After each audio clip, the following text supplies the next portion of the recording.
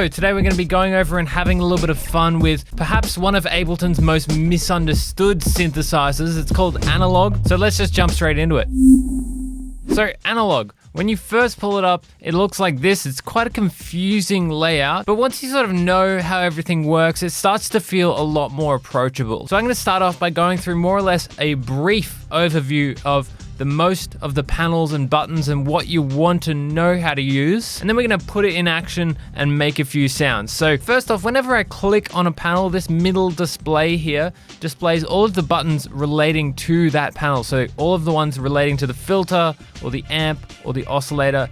This is the LFO section, and then we also have sort of our general section over here. Analog has just some simple waveforms that you would find on an analog synthesizer. It only has a sine wave, a saw wave, a square wave, and it has a white noise wave as well. The point of this is the limitation in the oscillator, but all of the functionality of the filters, the envelopes, and the modulation that you can do. There's some really cool modulation and routing stuff that we're going to talk about in a moment. I just want to bring your attention to the two sort of audio streams that we have. So we have our oscillator one, we have our filter one, and we have our amplitude one. We also have our oscillator 2, our filter 2, and our amplitude 2. So we have an audio stream up here, and then we have an audio stream down here, and they're the exact same thing. They've just been duplicated over. And then once we look into each of these panels, you'll just be seeing a whole bunch of parameters and controls that you will know and recognize from other synthesizers. So our filter frequency and our resonance, we have our filter envelope here. We can assign that filter envelope here. We have our amplitude envelope in this panel, and we can control that as well. And then we have our oscillator stuff in this panel. We have a few controls over the actual waveform itself in here. And then we have a really simplified envelope which just controls the pitch. Speaking of analog, I left a link in the description to a sample pack which includes a whole bunch of really nice analog sounding samples. It's free, so you can grab that one if you're interested. So where it starts to get interesting is the routing option. So if I click on this box here, you'll see we have a whole bunch of quick routing options. In orange, here's the oscillators. In green is the filters, and the amplitude envelope is this sort of turquoise color. And as I click these, you'll see that the actual controls are changing. So what's happening is we have the control over which filter we want to send our oscillator to. So oscillator 1, I can send it to filter 1, F1, or I could send it to filter 2, or I could send it to 50-50. I could send it to half filter 1 and half filter 2, or anywhere in between. So I can do some sort of ratio. So this is essentially made for experimentation. And that's why this synth is really fun, because there's so many experimental controls. You can pull up any of these presets. There's a whole bunch of presets in this device, mess around with the quick routing and get different sounds and results from each preset. So I can get 4 different sounds from each preset just by messing around with a few buttons. So we also have this noise oscillator here. It's pretty simple. It doesn't have its own dedicated menu over here.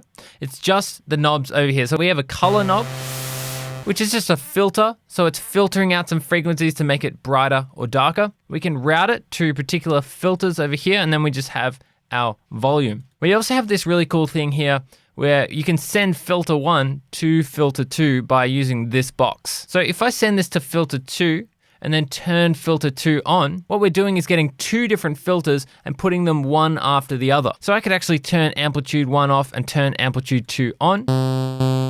And now I've got 2 separate filters. So I could have maybe one being more like a pluck, something like this. And I could change the second one to something like a bandpass. So I've just engaged both of these LFOs over here, and I'm gonna go back over to the filter section and map this LFO to this filter. That's now a bandpass moving around.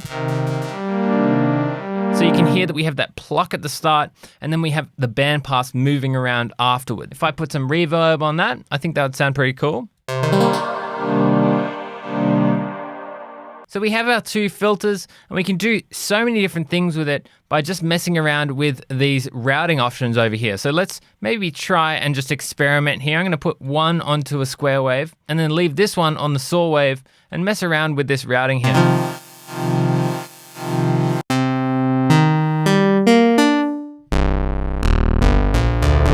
Oh, that's a nice bass tone.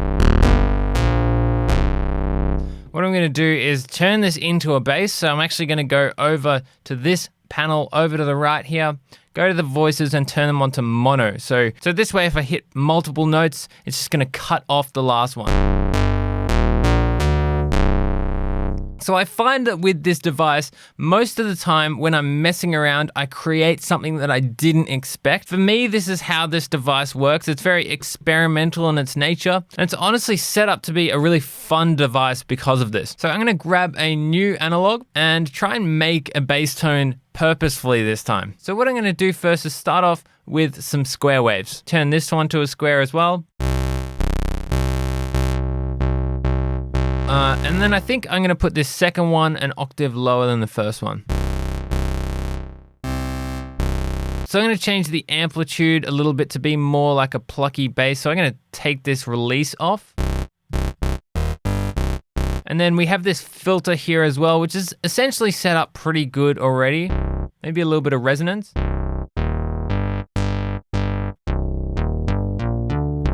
So what's also really cool with these square waves is this pulse width modulation.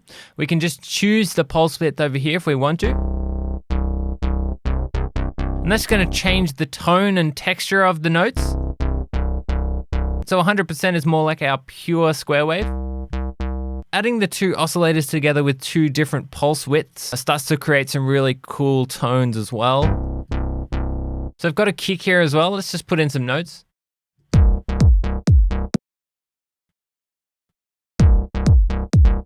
Maybe I could extend this out and make a little bit of a progression. So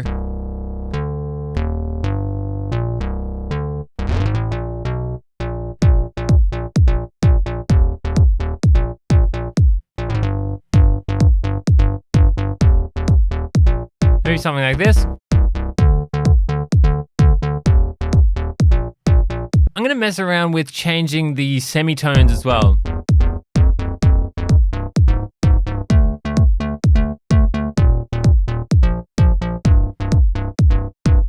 Nice.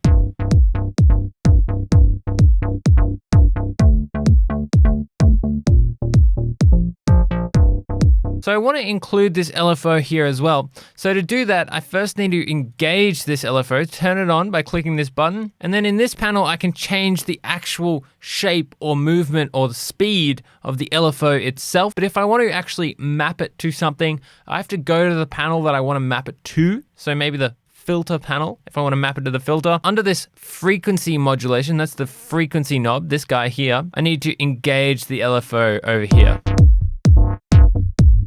Oh, it sounds good. Maybe I can map the LFO to a little bit of resonance as well. It's a bit too much. I really like this synth because it has a really nice gritty textural tone to it, right? So I'm gonna grab another instance of analog over on this track this time. And this time I'm gonna try and make something more like a pad. So let's see how it goes. Maybe I'll do one square wave and one saw wave. I'm gonna mess around with the pulse width modulation. Maybe I'm gonna engage LFO1 first and go back to the oscillator and map LFO1 to a little bit of pulse width this time. So we're already getting a nice sense of movement. So if I go over to this panel, I can actually hit this unison button as well. So engage some unison, it's gonna make it sound a little bit more wide. With the voices, maybe I can bump that up to something like 12. I probably want the amplitude envelope to be a bit slower, more release as well. And sort of similar vibe with the frequency envelope as well. Something along those lines, right? So it's sounding more like a pad now. Still pretty harsh though, so I'm gonna bring this filter back. Maybe bring this envelope amount back as well. So there's a vibrato built into the device here as well, which is really handy. I think I just want to smooth things out a little bit more.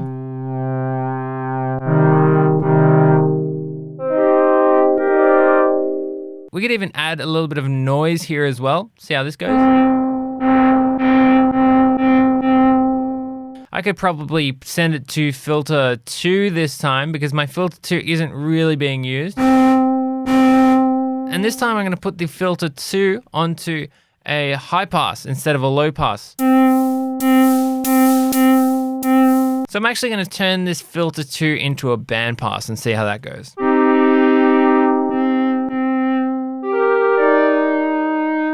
So this could do with a little bit of reverb and echo.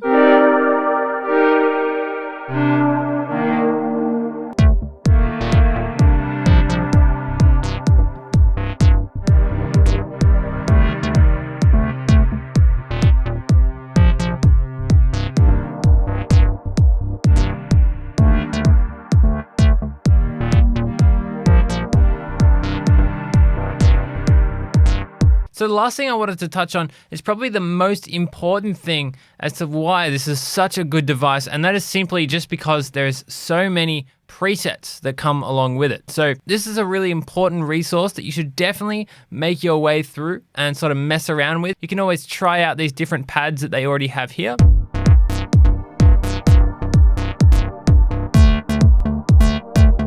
So that's a really nice ambient pad as well. And then you can always try out the different routing settings as well, and that's always going to give you some different results. And now you know how to use this guy, you can go through the different panels and tweak away at your leisure as well. So thanks for watching as always. If you've enjoyed the video, remember to like and subscribe to the channel. Otherwise, thanks for hanging out, stay safe, and I'll see you in the next one.